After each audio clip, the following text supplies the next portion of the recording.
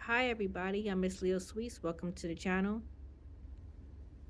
I know we have a lot to talk about. We got a lot to catch up on. We were supposed to talk about the trades and Super Bowl, and just this past weekend, All Star Weekend, the NBA All Star Weekend.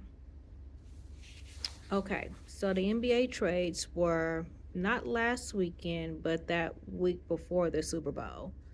Okay, biggest trades. Jimmy Butler, remember he was arguing the whole time about wanting to leave Miami. He goes over to the Warriors of Golden State. They're winning games. Okay. A lot of people say as fans, it's kind of like up and down. Okay. Next, what happened with Luca and AD? AD first game. Oh my God, he's already out injured, and it's like already.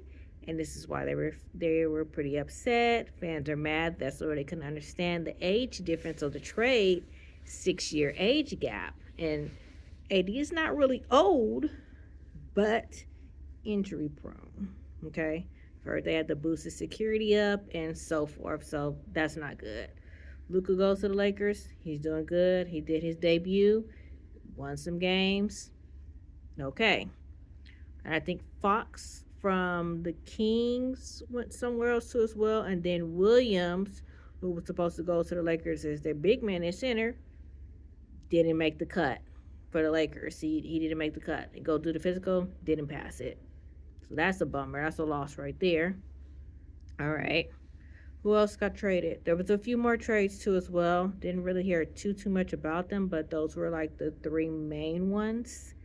And they were pretty big. That especially that Laker looking one blew everybody out the water. I was shocked when I said, wait, what?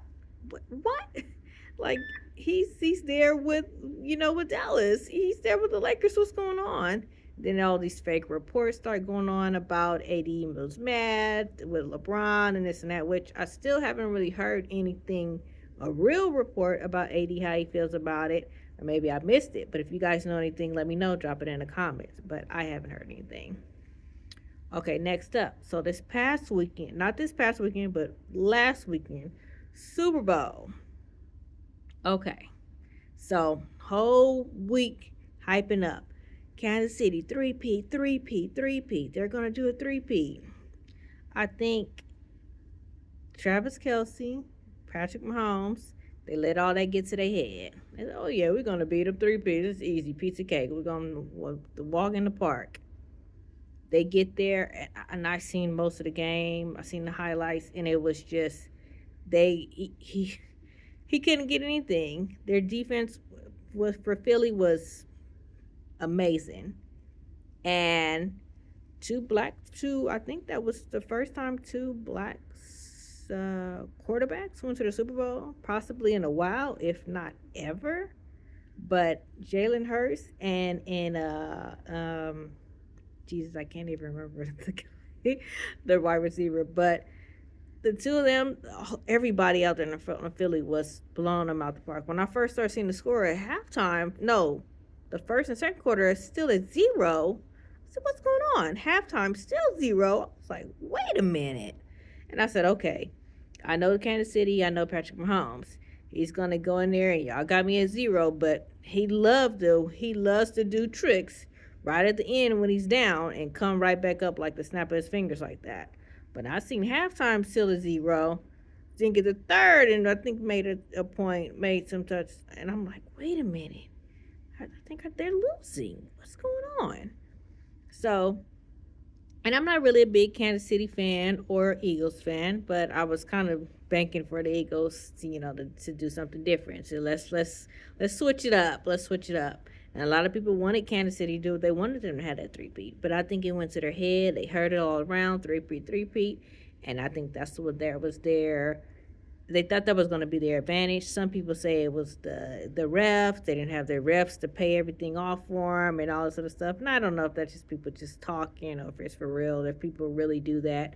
But I have seen some games where the refs are not playing calling calls. And I'm like, when that year, you guys remember the years when the New Orleans Saints, every time like 2 or 3 years they kept going to the Super Bowl, kept going, almost making it to the Super Bowl, like the third round. And they're like, the refs didn't call that. And they said it every year, but then people were like, well, the ref really didn't call that play. They didn't call that. So I don't know if, I don't know if that's people just talking or was it for real.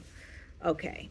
Next, the halftime performance with Kendrick Lamar, Serena pops in, Samuel Jackson.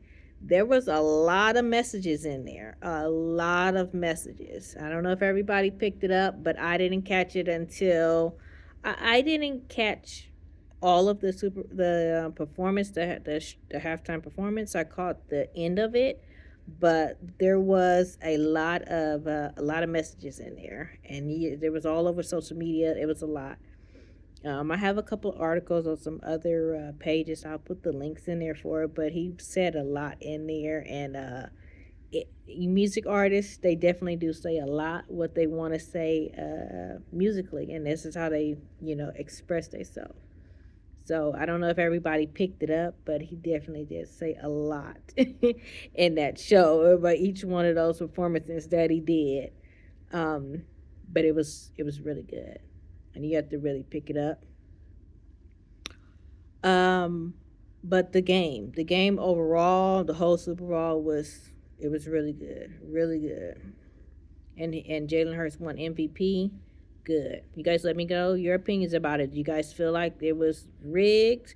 That uh, uh, Kansas City didn't have their refs to pay off the, hey, let us win the game?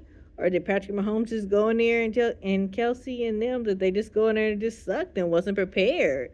Or they just underestimated Philly? You guys let me know. Put your opinions in the comments. Let me know how you guys feel about it. Did they really play as hard? Are they slack or did they play lazy? What happened? Well, I don't know. Guys, let me know. Next, okay, this past weekend, NBA All Star Weekend. So a little different this weekend. I caught mostly every event so far. They did the celebrity game. That was, just, having fun.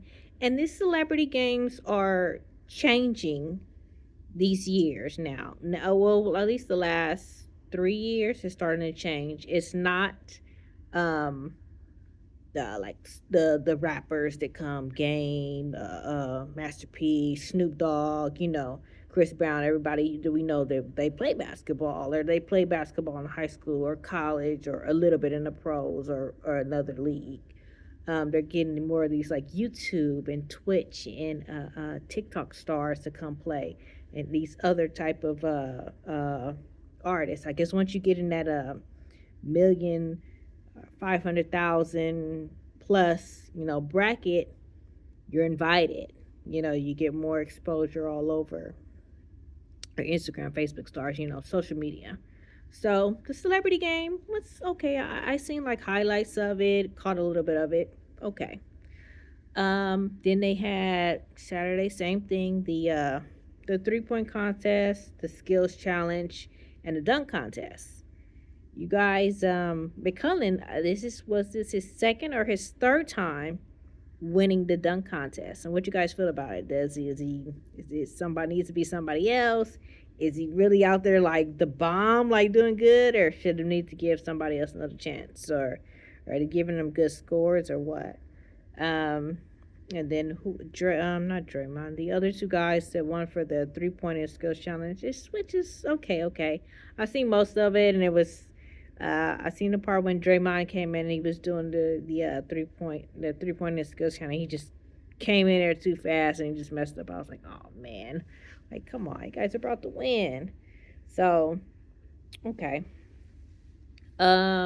Next, they later that day they switched it up. They do a HBCU basketball game, and that was nice. I like that. That was something different. Like I'm saying, every year they're doing something a little different. They're putting a little twist to it. They're doing something a little different, and I like that.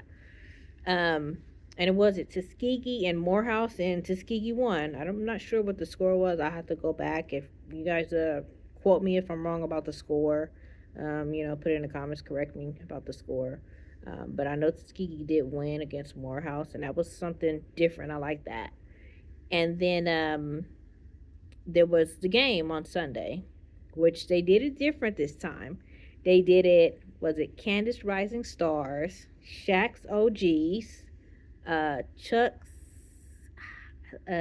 Chuck's and Kenny's team, and that was something different to do like that too as well. So make them basically, it was Chuck against Kenny, Shaq against Candace, and then whoever wins from there goes on, and then Shaq OGs end up winning. So it's like, so y'all younger. It's basically the young. It was so sophomore, freshman, junior, the vets playing against each other, and Shaq the OGs won, the vets won.